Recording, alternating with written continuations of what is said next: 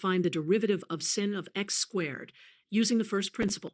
The first principle, also known as the limit definition of the derivative, states that the derivative of a function f of x, denoted f prime of x, is the limit as h approaches 0 of f of x plus h minus f of x, all divided by h. In our case, f of x is sin of x squared. Applying the first principle, we substitute sin of x squared into our limit definition. Now we expand the x plus h squared term. X plus h squared becomes x squared plus 2xh plus h squared.